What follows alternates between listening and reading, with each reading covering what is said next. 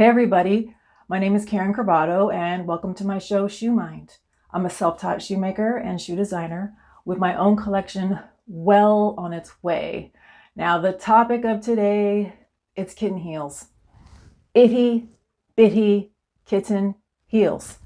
Now the worst fall off of any sort of shoes was when I fell wearing a pair of kitten heels, and it was awful. I hit the pavement, I busted my knee, and it was like a month to a month and a half of just pain and hobbling around.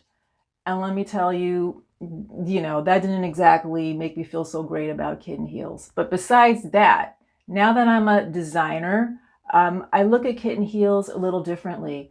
I think that the proportion is really strange.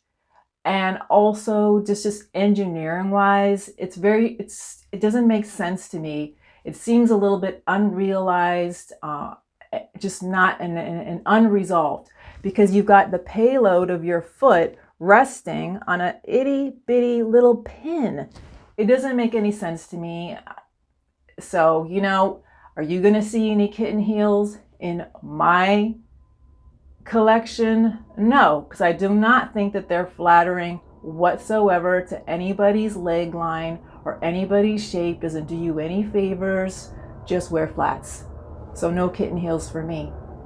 But what I really want to get into, you guys, is why are they called kitten heels? It's just really strange. Like, what is up with that term? And I love to go deep. So we're in the shoe library here, and I just got to find this out, get this information, come to my own conclusion, and share.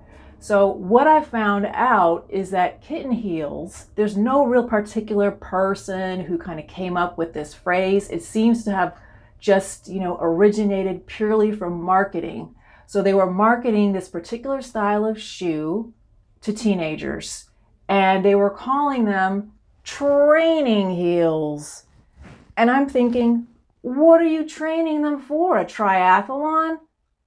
What's going on with this training? That whole term, the word training just sounds weird to me, because think of, I don't know why, because this is around shoes and like, young girls, women's wear. I'm thinking of like training bra. It's like, ew, like this whole concept of, okay, you're becoming a girl to a woman.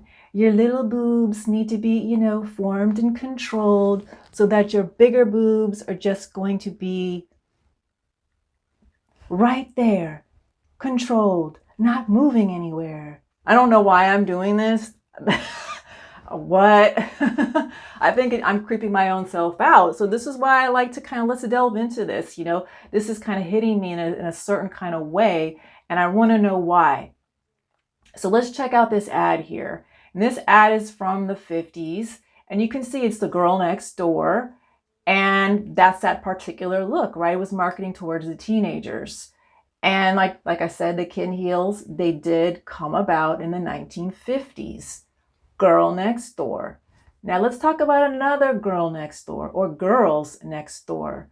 Let's check out, we have the Olsen twins here. Now this is not a reflection on them as individual people whatsoever. This is just the perception that the fans of the show, the media, and most likely their publicists and handlers had of them, because they're from such a beloved show, and they were there from when they were babies.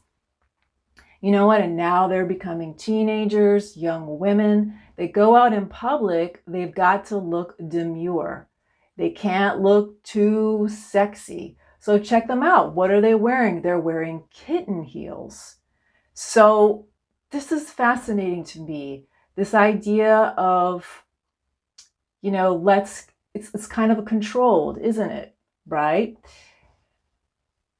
So because this is kind of getting more fascinating to me, I want to bring in something that is showing the hypocrisy of imagery and perception around, especially wearing shoes and expressing a certain kind of sexuality.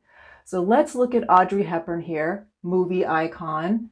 in another iconic role, Breakfast at Tiffany's, 1961.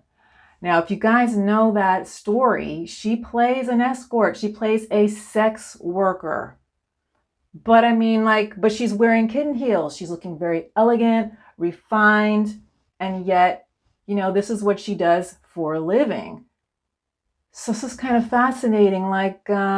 Okay, this perception, would you think that a sex worker would wear a kitten heel that would sort of look a certain way? That's not a particular image that pops into your mind. However, this is the case. This is what Hollywood wanted to particularly portray Miss Audrey Hepburn, who is a ladylike icon, have her wearing in this particular role as a sex worker. Now, right, it's getting really juicy here. All of these sort of conflicting kind of thoughts that are coming into my mind. Another little point that I want to make, it's not little actually, it's pretty big, is why are women always compared to cats? Think about the kitten here with the kitten heel. Now, kittens are babies. They are dependent. They are non-threatening, right? You can easily control them, which has my mind go boom from a kitten to a cat woman, right? Catwoman is the villain in the Batman series. She's one of his enemies. I want you to check out this image right here. We've got Eartha Kitt, icon.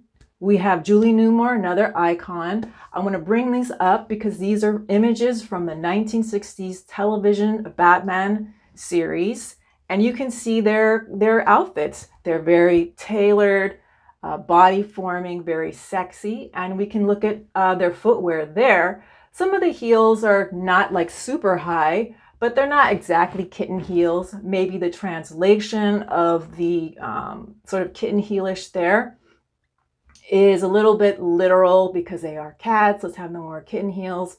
This is, after all, the 1960s, so still around the time that kitten heels were actually quite fashionable. But you can see they're starting to get a little bit higher there, and I just want to go boom to 1992, Batman Returns, Michelle Pfeiffer's, her dominatrix black PVC full-on bodysuit with those lace up boots. I mean, that's just wow, boom. That is unbelievable portrayal here of the cat and sex appeal. The cat is independent, not a baby, not a child, a full-on adult woman who has realized her own power in herself as an individual, and also that can include her sexuality. However, the American culture, I feel, is very immature with its sexuality here. It's either you're the good girl or the bad girl. You're wearing the kitten heels or you're wearing the dominatrix stiletto heels. Hello, why can't you do whatever you want? There's too much restriction on this. And this is the fun part about fashion, because you can kind of play with these ideas. However, I think it's still important to understand that these cliche ideas, they could be cliche for a reason, because it's a belief system that it's in place. It's brainwashed into us. It's implanted, especially into young people, young girls, to know what their sexuality is meant to be. That it's meant to be controlled, maybe something to be feared, maybe something that someone else defines for them. So, wow, look what the kitten heel has done. It's gotten to me this deep conversation here. Now, if this has sort of generated some ideas for you and you want to give me some input around this idea, maybe kitten heels for you, you love them because you find them a comfortable heel, maybe the only heel you can wear, or you just want to weigh in and give me your 2 cents. And I love it because I know it's something that you can sink your teeth into. From Pretty Corny, you'll find out.